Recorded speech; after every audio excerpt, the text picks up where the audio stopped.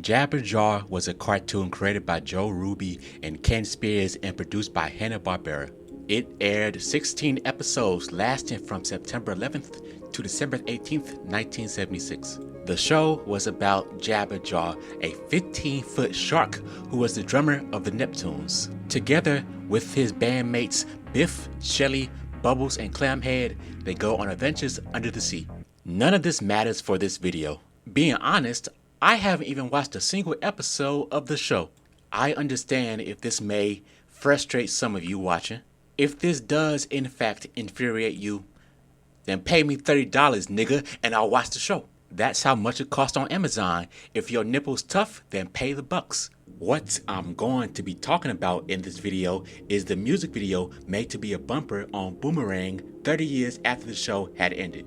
In this music video, the Neptunes are reimagined as a ska band, with the song played by the real-life band Pain. I think making the Neptunes a ska band is a very inspired decision. The ska genre has its roots in Jamaica and general elements of Caribbean music. These areas being coastal regions and Jabberjaw being a show that takes place underwater, the decision to make the Neptunes a ska band is a perfect match.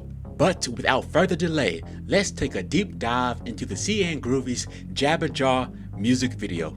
Me and my friends get no respect. What does Scooby do that we neglect? So first off, the whole video takes place inside of a Jabberjaw lunchbox. This leads to a lot of creative sequences throughout the video. We also see the redesigns of the Neptunes on the lunchbox. They all are given more modern looks and I think they all look great. I particularly like Clamhead's redesign, which makes him look a lot more like a down-to-earth surfer dude. I'm assuming this is Clamhead. All the info I got about the show was from Wikipedia. It also makes him look like Shaggy a bit. They are not beating the Scooby-Doo knockoff allegations. Jabberjaw's new design also gives him a nose ring and a goatee, which makes him look like about as much of a douchebag as he sounds. Hi there, I'm Jabberjaw. See what I tell you, total asshole. Now let's dive into the first couple of lines of the song. Me and my friends get no respect. What does Scooby do that we neglect? Jabberjaw is an often forgotten Hanna-Barbera cartoon.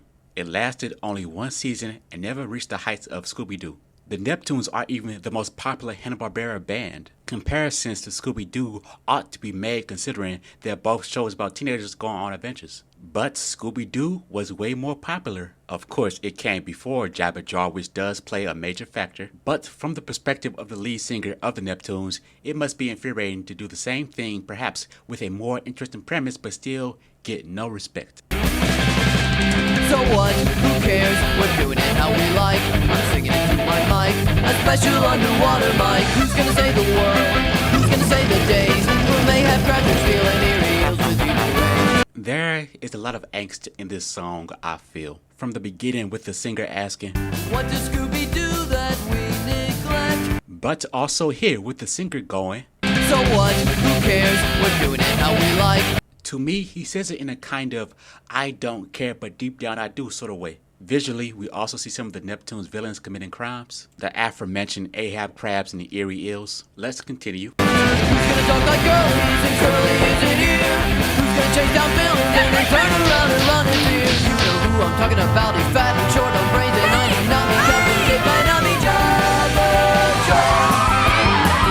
Now this part, the hook, I love. It's absolutely amazing. But when you think about it, the singer is kind of dissing Jabberjaw when he says, Who's gonna talk like girlies and curly isn't here? He's referring to Curly Howard, one of the Three Stooges. The singer also calls Jabberjaw fat and short on brains. Just like a chud. See, the thumbnail isn't clickbait, my man. He also references another Hanna-Barbera cartoon, Captain Caveman, which is almost as forgotten as Jabberjaw, although he did appear in that Scooby-Doo movie in 2020. We see one of the girls get taken by one of the Ahab crabs by order of the lustful eerie eel. Jabberjaw chases after her and a classic Hanna-Barbera chase sequence occurs on the lunchbox. Jabberjaw himself is not part of the chase sequence because he's too focused on an unrelated woman. This is an obvious reference to Jaws, but this does imply that Jabberjaw was about to eat this woman, which is pretty fucked up. Trying to further justice without making waves. To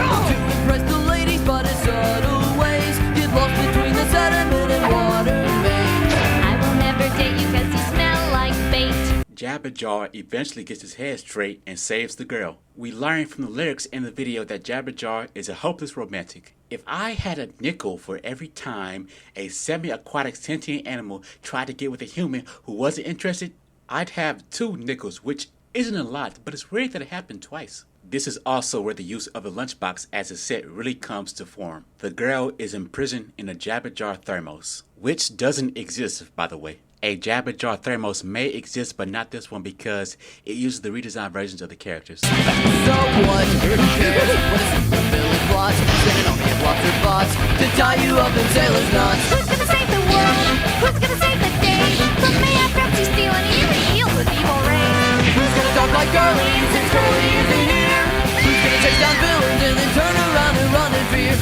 The lyrics are just the hook again, but with the girl singing some of the lyrics this time. Jabberjaw also jumps into the arms of Clamhead when a giant Ahab crab appears behind him, showing that Jabber will save his friends but is still a bit of a coward. Just like Scooby-Doo, again, not beating them allegations. The use of the items inside the lunchbox are on full display right here, with the gang hiding behind oranges to avoid getting shot by lasers, to Jabberjaw trapping Eerie Eel in a peanut butter and more peanut butter sandwich. Now, this is a bit of an inconsistency because the sandwich was shown to be a sliced PB&J. The whole lunchbox is kind of weird. It has some Fritos, pretty normal so far, but then you have Oreos and Nutter Butters with a PB&J or a peanut butter and more peanut butter sandwich. Nutter Butters? This kid's mouth is going to be a desert when he's done eating. Although that would explain why he packed, to my count, 5 oranges in his lunchbox. This kid has 5 oranges, some Oreos, Nutter Butters, possibly 2 sandwiches, a thermos, and finally a 70s ska band in his lunchbox. He's gonna murder his toilet. Who's gonna stand for justice when bad guys break the law? You know who I'm talking about. We're claiming jelly and bubbles and bits, but if you're catching them with a fish, it's Jabberjaw.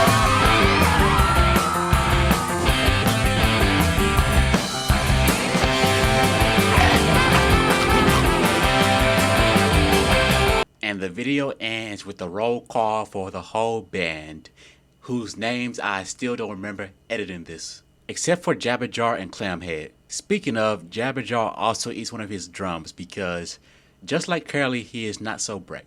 Hey, it's me editing this. You see this girl right here? She does jack shit throughout the whole video. Biff is the main singer. He gets the spotlight, of course. Jabberjaw is a 15-foot crocodile. Clamhead gets the spotlight here and there in the beginning and the end. Shelly gets kidnapped. That's kind of the whole premise of the video. But her, Bubbles, I don't even think there's piano in the song. She gets nothing. Put some respect on Bubbles' name, man.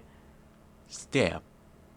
Great music video, 10 out of 10. It's way better than that. We got a gorilla for sale. We got a gorilla for sale. We got a gorilla for sale. We got a gorilla for sale. Anyway, if this video gets like 10 likes, I'll make a video analyzing Adam Ant's music video. Why not? That's all. Have a ball. Me and my friends get no respect. What does Scooby